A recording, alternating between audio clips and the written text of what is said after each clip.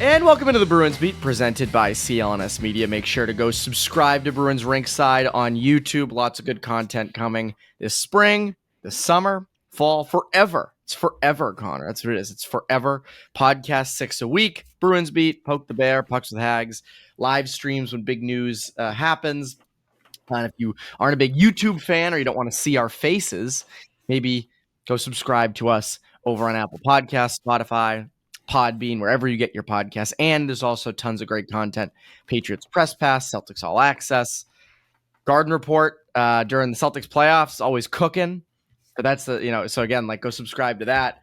I was on it one time. I was on Garden Report one time. I had texted John Zanis about something to do with their broadcast. It was last year. And he's like, are you around? Like, do you want to jump on for a bit? And I'm like, who's going to care about my Celtics opinion? Like, what? He's like, just come on. And I was in my room playing MLB The Show, and I'm like, all right. And so I fired up the lighting and everything. Went on for like 10 minutes. Everybody in the comments is like, who the hell is this? Like, this is second apron tax expert Evan Marinofsky. He knows the ins and outs of the NBA cap, which makes no sense at all. But that's right. I'm breaking it down for I got my chart right here.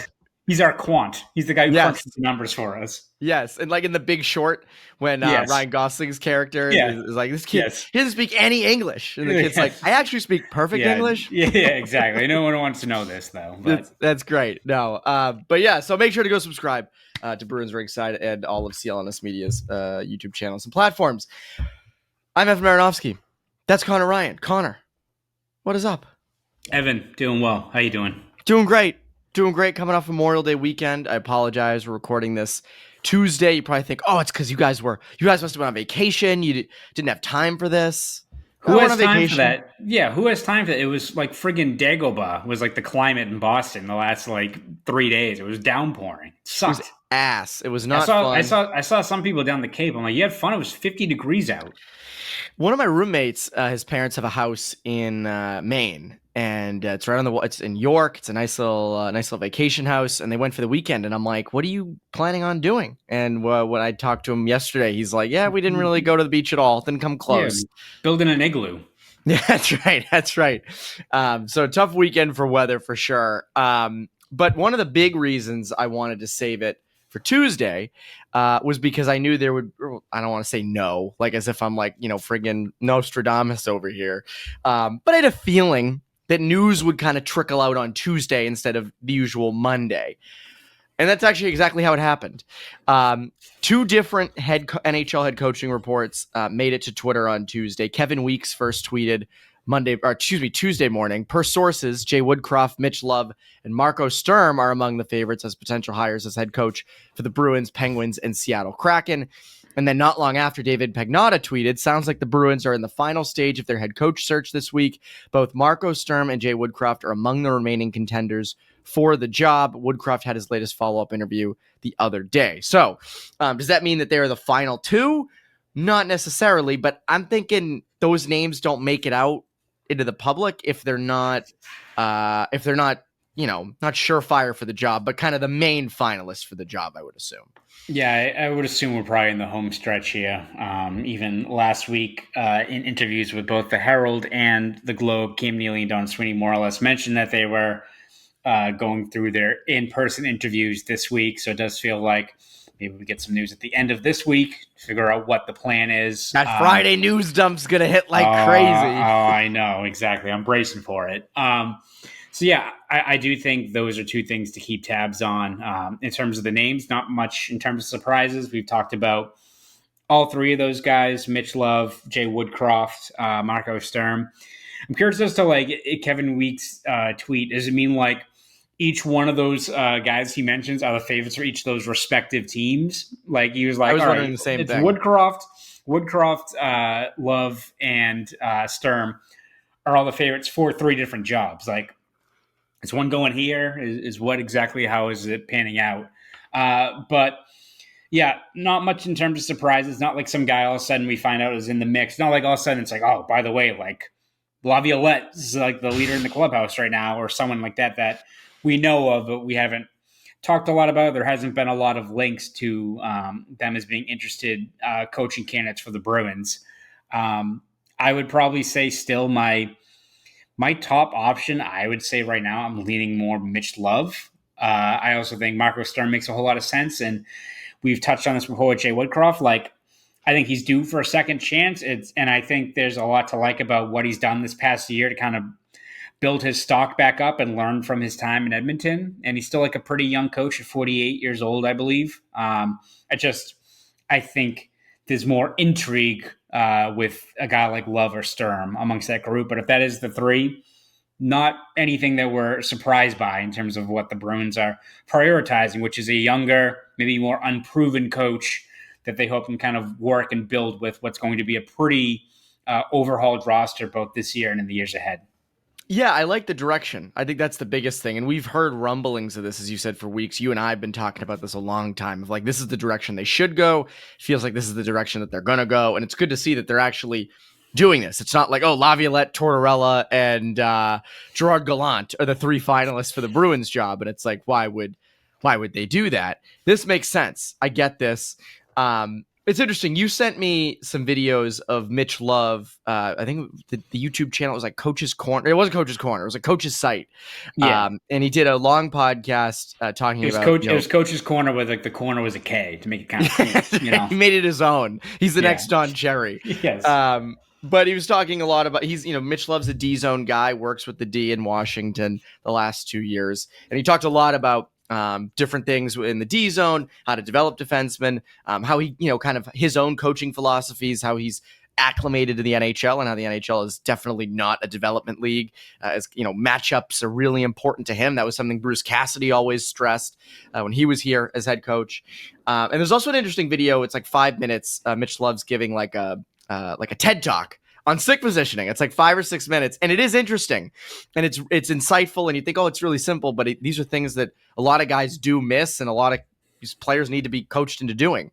And again, I think those kind of give good insights into who he is. I definitely went away saying, all right, I like that guy. I'm not going to pretend I'm an expert on him or anything, but I like what I see. He's 40 years old. He is younger. And then I think Woodcroft's, you and I have talked about Woodcroft extensively as like, here's a guy who sort of like when you trade for a first round pick who's like 22 years old or 23, who's already played in the NHL a little bit, you have something to go off of. So the shine isn't quite there. I'm not saying Woodcroft is a first round pick. I'm just saying like in general, like the shine is off because he's had that first job. And again, I think there's different ways to look at that time in Edmonton. I think, some people would say, well, he couldn't win with McDavid and Draisaitl, and he was inconsistent, and that's true. And then some would say, well, McDavid and Draisaitl had good years under him, and that's true too. Power play was at like 34% or something that year, which is like, is that just because you have those two guys, which make a good case for it, but why did they jump that year? Was it something in terms of the structure or what have you? It's so tough to like gauge or have like a set template of how to grade like a coach that's involved with the Oilers. It's like they're such a unique roster that like it's tough. They're almost in like a class of their own in terms of how much do you draw from the coaching, the strategy, because it feels like Oilers are a great team, mostly because they've got 97 and 29 out there, but it feels like watching them play. It's when like you're playing your little cousin in NHL and you're kicking his ass, and then like he changes the slider down to easy. That's like when McDavid and Draisaitl are out there. It's like they're kind of treading water, and then they just wait for the big guns to come out there. And it's like, is that just how you win? It's a good strategy when you got those two guys out there, but it kind of nice. It kind of like augments or changes how you like view the coaching part of it. I'm not saying like Chris Knoblauch is like a bum, but like, and like they've responded well since he's been there, but like how much of it is the players versus the coach, and it kind of works against Jay Woodcroft, right? Where like maybe he is a really good coach, and I think he's done a concerted effort to be better for his second opportunity, which feels inevitable, but you still have that kind of like concern or skepticism, right? Of how much of it is just him and how much of it is the roster that he's with. And again, if he took over here, he is not coaching the two best players in the world. No. He is not. He's inheriting a roster that is flawed, that has multiple holes, which I want to get into later in this episode. But just you're taking over a roster where it's David Pastrnak and then everybody else up front. In friends. And yes, David Pastrnak and co. And on D, it's, Charlie McAvoy's returning and Hampus Lindholm's returning, but you still have big question marks there. And you have a goalie who's coming off a really bad year. So like it's not quite what he dealt with in Edmonton. And then you have Marco Sturm, who I think a lot of Bruins fans are like, yes, sign me up. Love the Sturm face, and I think that's all valid. And I think to back that up, he does, he's been a head coach. He's been a head coach in the AHL. He's been an assistant in the NHL. He's been in coaching for a long time now, really since he pretty much retired. Yeah. So he's experienced, he's young, he knows this market. We've talked about this quite a bit. Like Boston coaches across the 4 major teams, kind of like sometimes you have to have played here or coached here. You have to understand this market to really thrive in it. He gets it. He was here for 5 seasons, I believe. Ironically enough, I was home on Memorial Day, and I found my old hockey cards. I'm like, I want to check those out. And I came across a Marco Sturm one from like 2008. And I was like, it's a sign. A little sign.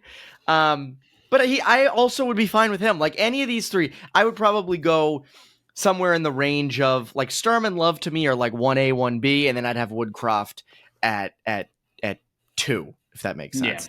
Yeah. I think that's sort of where I fall. But I like the direction they're headed in. They're clearly trying to go in kind of a fresh, different perspective with this, which I think is the right thing to do. Yeah, I agree. Like it'd be one thing if it was, to your point, as you said earlier, if it was Tortorella and Laviolette and Gallant, you're like, all right, like we now know what their plan is, and I really don't like it. And just because it just feel like it's short-term gains, not looking ahead to 26, 27, 27, 28, where you hope that the team is ready to really make a sustained push if they retool and rebuild the right way with a young coach. So I agree. Like any one of those 3 guys, I think is a positive in terms of what they're looking for. I agree, right? Where I feel like I know what like the reaction is going to be if like the Bruins hire any one of those 3 guys. Like with Sturm, people are going to be like, hell yeah, you may not know this, but I'm about to tweet that Fenway goal or the Montreal goal.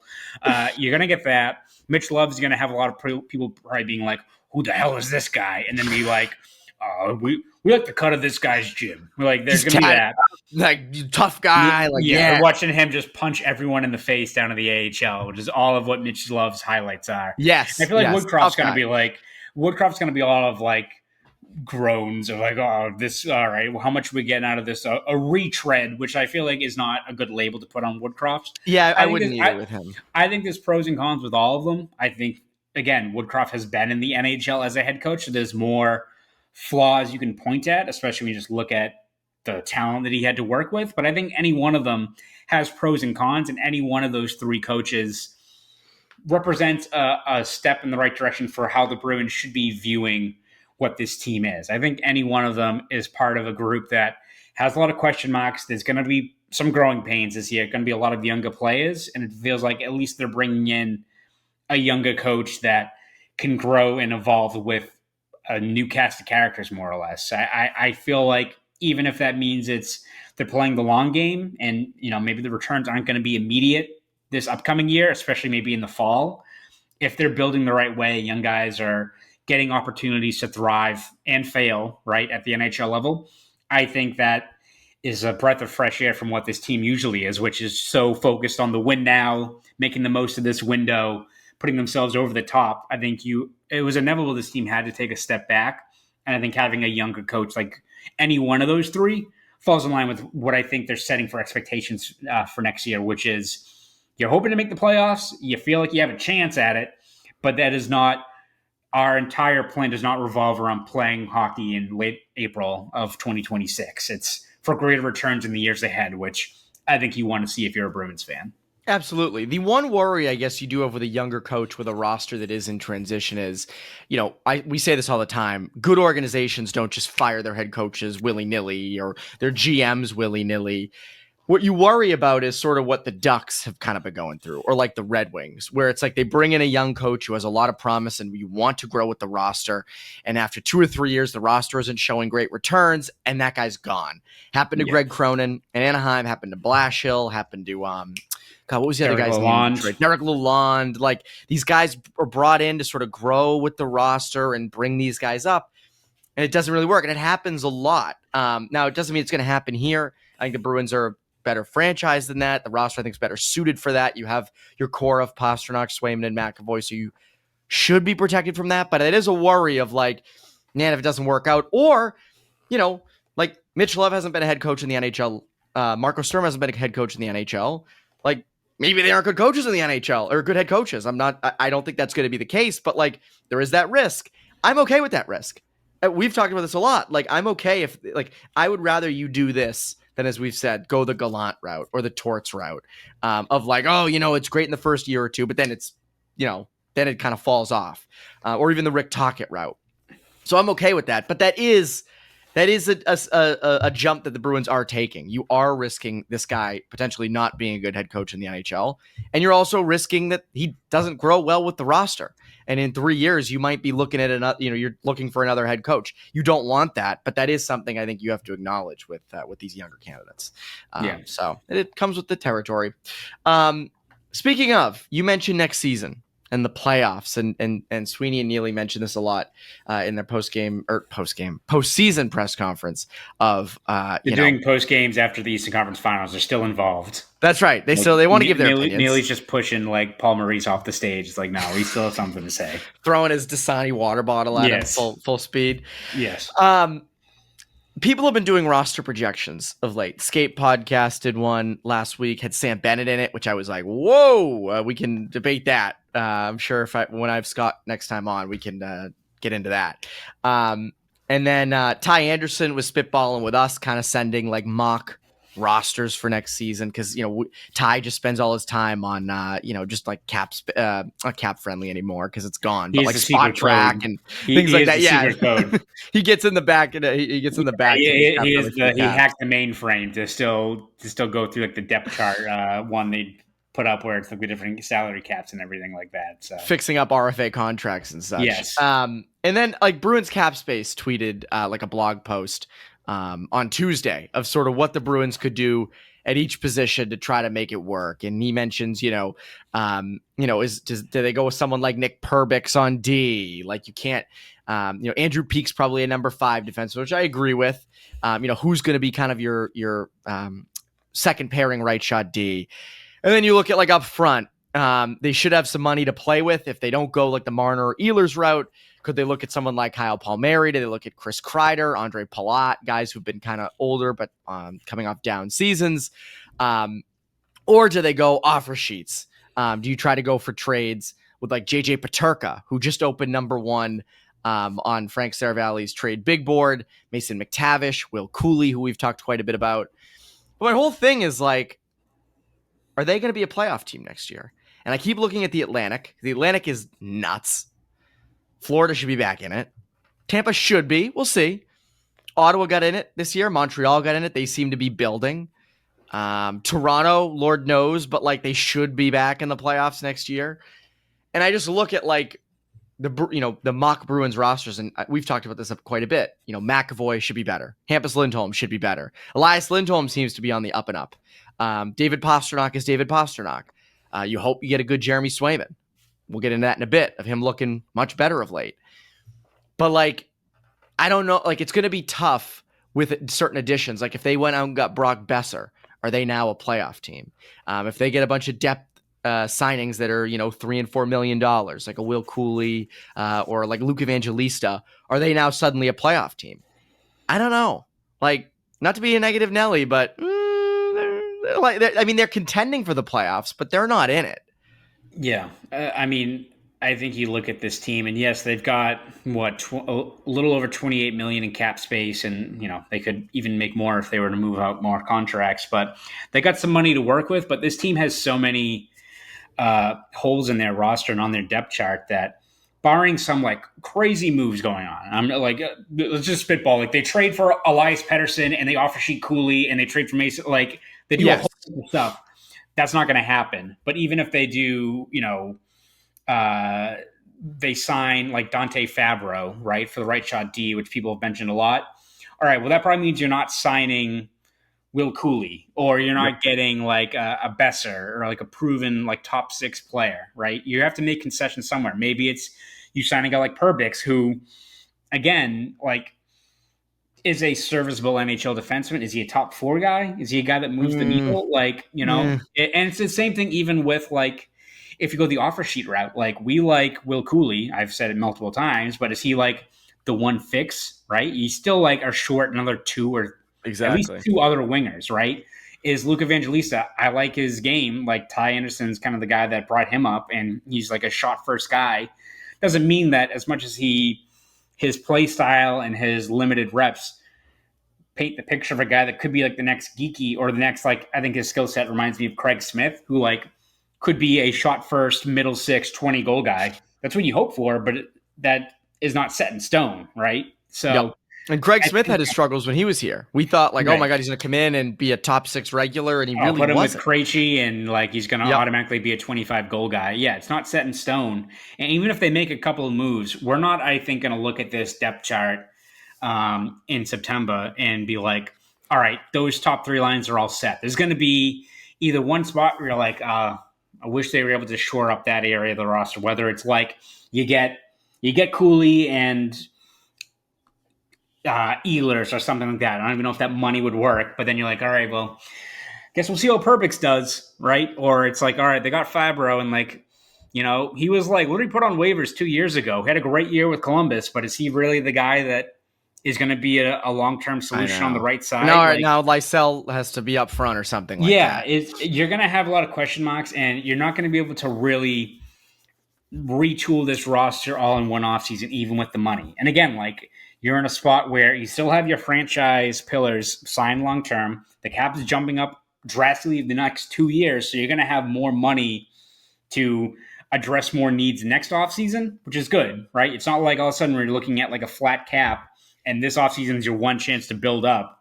Like, whether it's you're drafting well and guys are coming through the system gradually in the next couple of years, guys that are already in the system like Fraser Mitten or Patra or someone like that, Dan Schmelis, you have those guys that can step in. But as much as there should be optimism for this team next year, at least in terms of going in the right direction, I agree. We're going to look at this team in September before like preseason begins and be like, there's going to be 2 or 3 spots of the roster where we're like, I could see this happening, but there's a lot of risk involved, right? And I think you're going to have to make some concessions. Yes, you want to acquire Marchment and win 2 or 3 offer sheets. Like, there's no guarantee. Like, the Rangers can move heaven and earth to keep Cooley and like dump Kreider's contract on a dumb team that'll take that contract, right?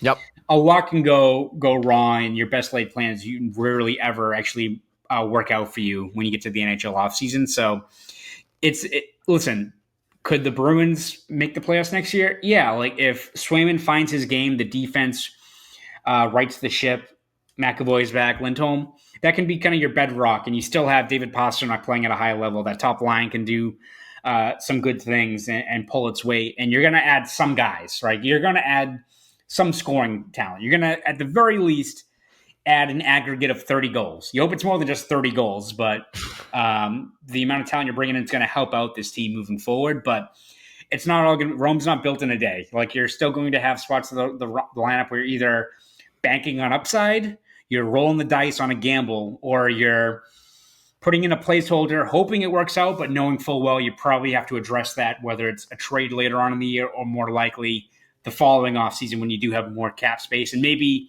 more assets at your disposal, whether it's all of a sudden a team really likes how Will Zellers is playing, or maybe Casey Middlestead bumps his value up and he's a trade chip. A lot can change, but it's not all going to be done in one fell swoop this summer. You're probably looking at the next couple of years. Agreed. And this is the thing, right, with like kind of how to frame the playoffs, because everybody wants, Bruins fans want the Bruins to go back to the playoffs. Everybody likes playoff hockey around here. It's a fun time of year. But you look at sort of the amount of first round picks, second round picks, and where the roster's at, and you say, all right, the future is the most important thing. The one thing that holds that up, the one thing I keep coming back to with like, can they get in the playoffs next year? Pastrnak can't waste his prime.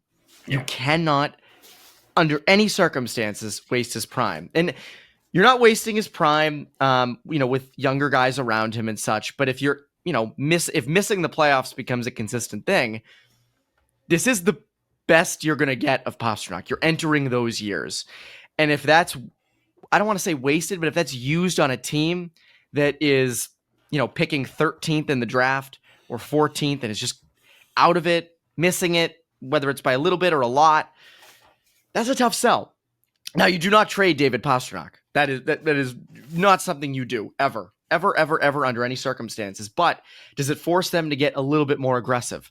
Do they go after a JJ Peterka, who's 23 years old in Buffalo, and he's been a productive NHLer on the left wing?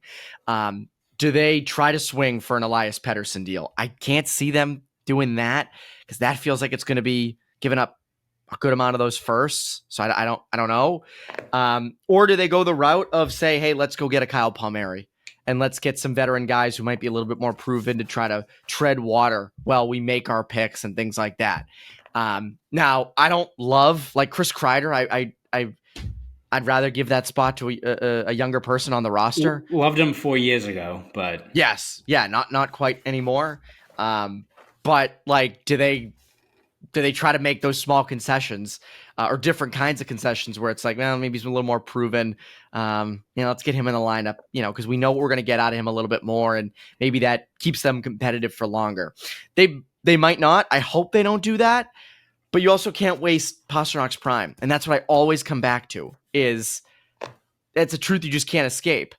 And I wonder how much of that impacts what they do this offseason, how aggressive they might be. Whereas, like, it's not like they're in a full rebuild. Like, they would like to get back to contention within the next year or two. I'm just curious how that kind of factors into their plans this offseason.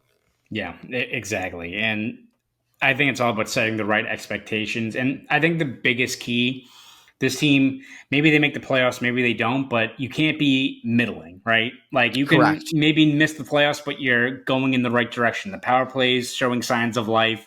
Younger players are stepping into roles where even if it's uneven, there's going to have the ups and downs, the peaks and valleys. You feel like they're on the right track, where especially next year, a guy like Fraser Minten can really be an everyday impactful player. Maybe he's not going to be a 60-point guy, but if Fraser Minten, you see what he does this year, and especially moving forward, you're like, that's our 3C for the next 5+ years. There's value in that, and you can unearth that out of what this year is. So I think the biggest key is, the one thing you don't want to be is just in the middling, right? Where Pastrnak is keeping you afloat, but no one else is pulling on the ropes, right? Like Kiki's play dips, or the younger guys aren't doing well, or your free agent signings are busts or anything like that. If that's the case, then it feels like you're just stuck in neutral, and that's what you can't have. Even if this team doesn't make the playoffs, Bruins fans, as vocal as they are and as passionate as they are, understand, I think, like good hockey and like building things up the right way. And it's like, I mentioned this to Ty last week. I think the best case scenario for the Bruins this upcoming year is kind of what the Bruins in 2017 were, where you feel like you're not making the playoffs. You go on a run. You have these younger guys contribute. You lose in the first round to Ottawa, but I feel like the overarching like sentiment for Bruins fans, right, is like they're doing the handshake with Ottawa, and like Erik Karlsson's like giving Charlie McAvoy props, and you're seeing him step up, and you're seeing like DeBrusk play well in Providence, and Anders Bjork and Ryan Donato light it up in college. It all didn't work out, right? Like, but at the time, I feel like the overall sentiment from Bruins fans were like, man, I can't wait till October because this team's going to be fun. I think that's what you have to view as the main goal. And Bruins fans, I think you can sell them on that. If like this team comes up short and they're out in the first round, but Will Zeller's got 20 goals as a freshman, and Jake O'Brien's got 100 points in juniors and could make a push next year, and Will Cooley or Evangelista or someone has a 20-goal season and feel like they're a piece of the puzzle moving forward, you can sell Bruins fans on that. They're going to buy in and be excited. You just got to show promise, and that is what you need to do this upcoming season more than anything. Promise and progress. And like, yes. Hey, we're working towards something. Like, and I think that's the biggest thing. Young guys are taking steps. And hey, the playoffs is more on the table in 26-27 than it is this upcoming season. I completely agree with that. Before we get into sort of good news for next season, make sure to go subscribe to Bruins Rinkside on YouTube. Lots of great content. 6 podcasts a week across Bruins Beat, Poke the Bear, Pucks with Haggs. Live streams when big news breaks or right after it breaks. And if you don't love watching us and you're like, these guys aren't my kind of guys, but you like listening, maybe you love our voices. You're like, man, these guys, melodic voices. Yeah. Achoo. Maybe they really like that. Make sure to go subscribe to us on Apple Podcasts, Spotify, or wherever you get your podcasts from. Great news for next season. Jeremy Swayman killer in leading Team USA to their first win in Worlds in 92 years. 1933 was the last time. Swayman goes 7-0, moves with like a 921 save percentage. He was fantastic. Looks like himself again, says he feels like himself again, like a new goalie. I saw you wrote that story. That's huge. And then Elias Lindholm led Sweden in points, had a very productive tournament. He won bronze. So again, those are two key components. I look at those guys and say those guys not performing up to expectations were really maybe your two biggest roster problems last season, outside of guys with injuries. If they can ride this momentum and get right throughout the offseason and show up in camp and be the guys that they're paid to be, maybe they are a playoff team next year. Like, I don't think that's completely out of the question. So good news coming out of Worlds for those guys. Exactly. I think it's just you got to take any positives you can. And yes, you can have people be like, it's not the Stanley Cup playoffs. How much are we going to draw from this? Even though, I mean, there's NHL talent on all those teams in World. And yes, you can dilute how much you're taking out of Swayman's play or Lindholm's because they're playing on the bigger ice over in Europe, and it's still not the Olympics. It's not the roster. The rosters aren't as stacked as they are in the NHL or what have you. But you also can't like discredit like Swayman and Lindholm playing well and then like retweet Dan Schmellis playing well. Like, you know, it's yes. Take whatever positive news you can get. It like Swayman playing at that level and winning a gold for Team USA doesn't mean he's going to be a 925 save percentage guy in the regular season. Elias Lindholm scoring, leading the tournament in goals doesn't mean he's going to be a 40 goal guy. But I'd rather them put their best foot forward now in this offseason, feel good about their games, and have that clean slate going into this upcoming year. It can only help them, and it only should reassure Bruins fans that these guys still have stuff left in the tank. And I say that not being like these guys are on their last legs, but Elias Lindholm's not even 31 years old. Jeremy Swayman's 26. Listen, a lot didn't go right for them, whether it's on the ice, off the ice with like Lindholm's back injury before camp started, Swayman, the contract drama.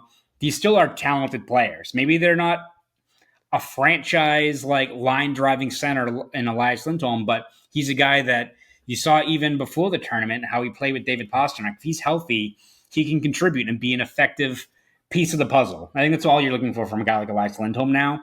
And the same thing with Swayman. If he's shown in the past, it's not like he's a guy that you're banking on potential, really. Like, he's shown it. You saw it in the playoffs against Toronto. You saw it against Florida, where they were clearly the better team. And that was like, it's funny, like beyond the Oilers in the Stanley Cup final last year, the Bruins last year with that team that had no business going there played a more competitive series than a lot of these other teams have. Oh, yeah. Like, especially with Carolina now, it's a joke. But you do look at the body of work that Swayman has put together before this past year. He's still a guy that had like a career 919 save percentage before this season. Like, there's still a lot to like about what he can do, and he validated that, I think, during Worlds. So yeah, I'm not running with like all of a sudden like, oh, you guys are all doubters, like here comes the Vezina season. No, but when you're coming off a year where there's so few opportunities to draw any sort of positives or silver linings out of anything with those guys, for them to end the year on a high note, especially on Lindholm's point of view, go into Worlds, play well there, and now have a full offseason to rest, recharge the batteries, have that clean slate for next year, it should only help both those players and the Bruins as a team as a whole. Absolutely. And I think it's in a season full of negativity and bad signs and roster holes. It's nice to end the full hockey slate on sort of a positive, which is where we'll end this podcast on. A positive. Connor, what can the people look forward to from you over at the Globe and Boston.com? Yeah, you can read all my stuff over at the Globe and Boston.com. We have you covered every step of the way this Bruins offseason, whether it's the head coaching search and see when that ends, free agency, the draft, trades, offer sheets, all that stuff. We'll have you covered every step of the way over at the Globe and Boston.com. And if you want to follow me on Twitter, X, whatever you want to call it, you can at Conor Ryan _93. Go do all that. That's Conor Ryan. I'm Evan Marinofsky. You Bruins Beat listeners. Have a great rest of your week.